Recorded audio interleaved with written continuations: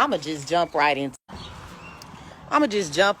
this. You can come and view it later if you want to, all of that. But let me just give y'all a history lesson. Okay, I'm seeing a whole lot of this. The Confederate flag is not hatred, it's history, or it's heritage, or it's whatever you believe. That is a lie. And I'm about to tell you why it's a lie. Okay? The Confederate States had three flags. Okay? They had one flag at first that did not have the bars and stars, as they call it. Okay, the hateful banner, because that's what it is. Okay, it's hateful. I don't care what you say to anybody of color. It says, hey, I ride with the Klan. That's what it says to us. So the Confederate States had three flags. They adapted the bars and stars was the second one. And then they moved it to the bars and stars in the corner. Hey, Chrissy, you already know this because I taught this in class. Had the bars and stars in the corner like the Mississippi state flag or the Georgia state flag. Okay, well, this is the deal. The Confederate States wanted to separate from the Union because they were adding other states that were not slave states. And then when they found gold in California, those plantation owners was like, hey, we can go to California and take our slaves and they can mine all the gold. And then we can continue to make money hand over fist. That is the real reason that the South seceded, because they wanted New Mexico, Arizona, Nevada, all those states south of the Mason-Dixon line to be slave states, agricultural states. Yes, the North didn't really need slaves because they had textile industry and they started to industrialize before the South. Now, another thing that y'all don't know, that the majority of the slaves were brought over here not to harvest cotton, but to harvest sugar cane. Sugar cane will kill you if you've never seen it. So the majority of the first slaves went to the Caribbean, went to South America. There are way more slaves that ended up in South America and the Caribbean than ended up in the United States. Why, you ask? I'm getting to that. Cotton was not a profitable crop until Eli Whitney's invention of the cotton gin. You cannot separate cotton by hand. It's not profitable. But when he made the cotton gin, it was an easier way to more efficiently remove the seeds from the cotton. Okay? So then it became a profitable crop.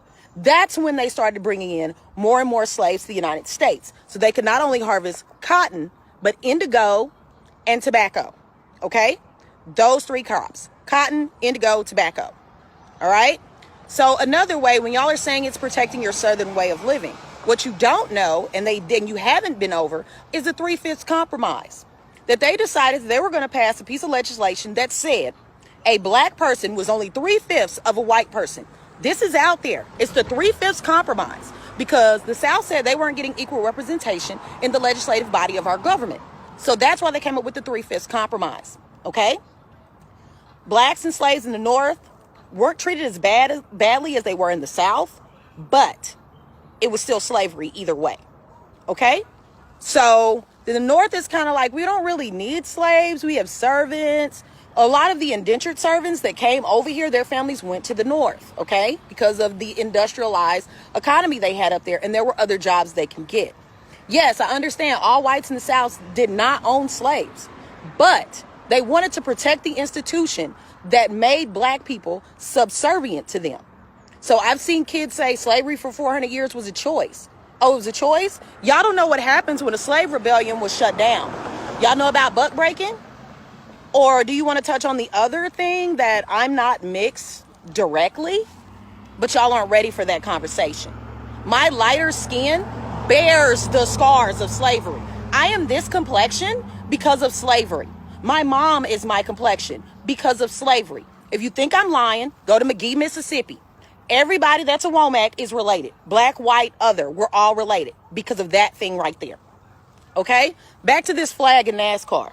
Okay, you say it's heritage and that's what it reflects for you. But for me, it represents the Klan. When the Klan came into power, when they were created to be the spooks of the dead Confederate soldiers that had died to preserve this peculiar institution that is known as slavery in the Southern way. So when the Klan decided they were going to be Klansmen and they were going to wear the robes because they were supposed to be ghosts, spooks, and they were going to fly the battle flag, which is now what y'all have popularized, the Confederate flag. It's racist. It's purely and unadulterated racism. I work at a high school. My second year at this school, there was a young lady that decided that she was going to tie a Confederate flag onto her backpack. She was only there for a little while and she left. I mean, it's up to you if you want to fly that. But I'm not going to say we are not our ancestors. We have more moxie, we have more spunk, and we don't do it like in the peaceful manner. We tried peace. That didn't work for y'all. So now they want to tear some stuff up. I mean, it worked in France with the Revolutionary War. You know, the poor will get tired and eventually they'll eat the rich. And we're tired. We're tired of this. We're not second-class citizens. We're not second-class individuals. And that flag is hateful. They do not fly any Nazi propaganda in Germany. Why? Because the Nazis lost. But in the United States, the Confederate flag still flies. Confederate monuments are still standing in the South. It's not okay. It's not okay. And today, on the day that Medgar Evers was slain in Jackson, Mississippi, yes, the first slain civil rights leader was Medgar Evers. And then it was Malcolm X and then Martin. All right? Medgar would have been bigger than Martin. I promise you that. Okay? I graduated from the school that created him, that was founded by Hiram Rebels, one of the first senators elected in the state of Mississippi after Reconstruction. See, what you don't know is that during Reconstruction, that's when a lot of black wealth was built from the ground up. Tulsa, Rosewood, all these places that they came into and destroyed. And when they did it, they flew the banner of the Confederate flag. So when you say it's about heritage, it is not about hate. That flag is literally drenched in my people's blood, whether they be black or Indian. The Klan didn't discriminate. They took them all. They don't care. I have an aunt. She was born in Mexico. She's Mexican. I love her to pieces. I don't like any of this. None of this is okay. None of it. Okay? And I found the easiest way to get in and destroy the system. I'm a history teacher. Yes. I love what I do. Yes. Do I teach all the teaks? Yes. But then I add a little extra in. Put a little seasoning on it. You know what I'm saying? Because if there's something that you want to find out or research, just open a book. Please, just open a book. I want to educate y'all and I want to help y'all. But if you don't listen and you still say it's about heritage, it's about hatred. Okay? Hatred. There's no other way around it. It's about hatred. And we're trying to educate y'all, even though it's not our duties to educate you. It's not. But it is your duty to look and consider other people's feelings. That flag is racism. That flag is hatred. That flag it's got eugenics all over it. A lot of y'all don't know what that is, but the Germans tried to employ that during the final solution when they wanted to eliminate the Jews. So until we address this ugly, ugly, ugly stain that we have on our country, it's going to continue to be like this. Don't tell me that you don't see color. Because if you say that, then you're saying that I'm going to discount what you are saying as an African American because I don't see color. Yes, systemic racism still exists. And then you're going to say, well, you're doing just fine. You know why I'm doing just fine? Because every woman in my lineage has a degree. Okay? My great-grandmother had to learn to speak Spanish so she could get a job as a janitor after having a master's degree.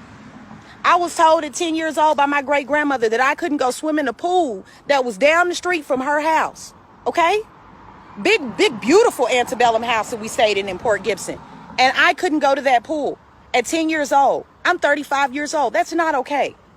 There are things still going on in the United States today. And every time you say that flag is not hate but heritage, it's hateful.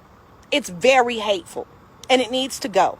These Confederate monuments need to go. All of it needs to go. If you want stuff to change, then we have to address the scars that y'all have left on us. Okay? Y'all need to apologize to Colin Kaepernick. We can do more than just run behind balls and entertain y'all. All right? We can do all of that. It's okay for the Honey Pot founder to say, I want another little black girl to look at me and say, I can grow up and be this way. I can be successful. We need that. And it's okay. Just because we're saying that we can do it, it doesn't diminish anybody else. But through history, every time we've got it out the mud without anybody's help, somebody want to come in and burn it down. Tulsa, Rosewood. Okay? The only reason we were pushing for integration is because we wanted African American schools to be funded the same way the white schools were funded. We don't really push into being into areas. All right? I don't know if y'all know this, but if that was the case, HBCU enrollment stays strong. All right? We're not trying to force our way of living or anything about our culture onto anybody else. We just want to be seen as equal.